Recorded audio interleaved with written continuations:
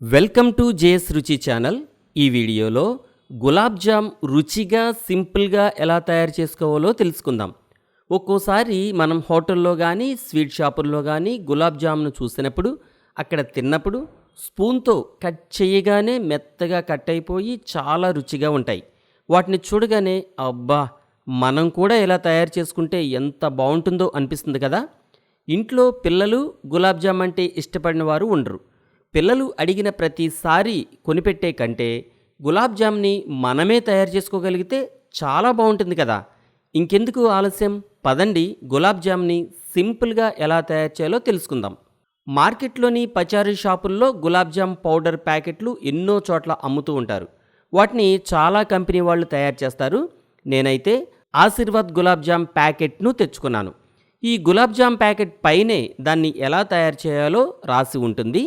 కానీ తయారు చేయడం ఒక్కసారి చూసి 1-2 సార్లు ప్రయత్నిస్తేనే కదా మనం కూడా అలా సింపుల్గా చేసుకోగలం.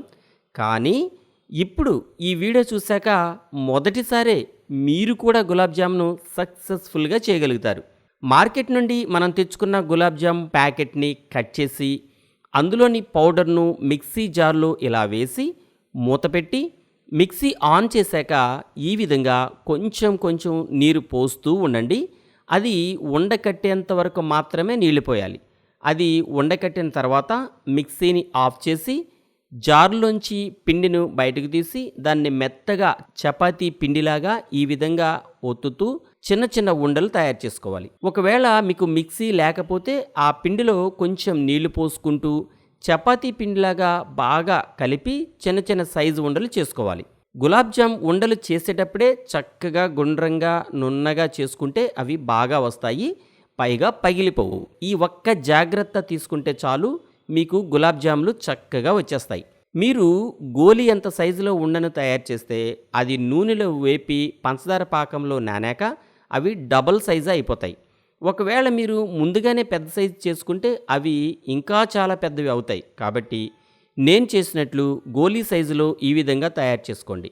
ఇప్పుడు స్టవ్ వెలిగించి స్టవ్ పై ఒక మూకుడు పెట్టి ఆ మూకుళ్ళలో ఆ ఉండలు మునిగేంత నూనె పోసుకొని నూనె వేడెక్కే వరకు ఆగండి. ఈలోపు మనం పంచదార పాకం తయారు చేసి పెట్టుకుంటే నూనె వేడెక్కాక గులాబ్ జాము ఉండలను వేపి పాకంలో వేడిగా ఉన్నప్పుడు మాత్రమే ఉండలను పంచదార పాకంలో వేయాలి. పాకం చల్లారాక ఉండలను వేస్తే ఆ ఉండలు పంచదార పాకంను పీల్చుకోవు. ఇది ఖచ్చితంగా బాగా గుర్తుపెట్టుకోండి. కాబట్టి ఈలోపు పంచదార పాకాన్ని తయారు చేసుకుందాం. ఇప్పుడు 3/4 కేజీ పంచదార, అలాగే 3/4 లీటర్ నీళ్లు తీసుకోండి.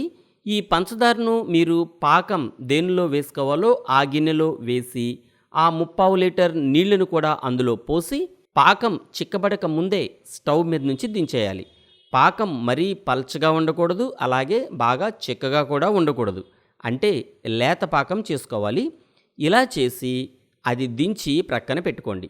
ఇప్పుడు వేడెక్కిన నూనెలో గులాబ్ జామ్ ఉండలను ఒక్కొక్కటిగా ఈ విధంగా వేస్తూ అవి చక్కగా బ్రౌన్ కలర్లో వేగే వరకు వేపి వాటిని బయటకు తీసి వేడిగా ఉన్న పాకంలో వేసేయండి. ఈ గులాబ్ జామ్ ఉండలను ఒక రాత్రంతా పంచదార పాకంలో ఉంచి ఉదయమే తీసుకొని తింటే గులాబ్ జామ్ ఎంతో మెత్తగా చాలా రుచిగా ఈ విధంగా ఉంటుంది. ఒక రాత్రంతా ఉంచడం మీకు ఇష్టం లేకపోతే కనీసం 4-5 గంటలైనా ఆ ఉండలను పాకంలో ఉంచకపోతే గులాబ్ జామ్ బాగోదు. గులాబ్ జామ్ ఉండలు పంచదార పాకం పీల్చుకోవు, అప్పుడు అవి మెత్తగా ఉండవు. ఇప్పుడు స్పూన్తో ఈ విధంగా కట్ చేసి తిని చూడండి. అబ్బా, గులాబ్ జామ్ ఎంత బాగుందో అని మీరే అంటారు, తిన్నవారు అందరూ అంటారు. చూసారా మన గులాబ్ జామ్ ఎంత మెత్తగా చూడడానికి ఎంత బాగున్నాయో. అంతే, ఇప్పుడు గులాబ్ జామ్ రెడీ. గులాబ్ జామ్లు తయారు చేయడం ఇంతేనా, ఇంత సింపులా అనిపించిందా? ఇంకెందుకు ఆలస్యం, వెంటనే గులాబ్ జామ్ను తయారు చేసి మీ పిల్లలకు ఇంట్లో అందరికీ తినిపించేయండి, శభాష్ అనిపించుకోండి. ఈ వీడియోని ఓ లైక్ చేయడం మాత్రం మర్చిపోకండి.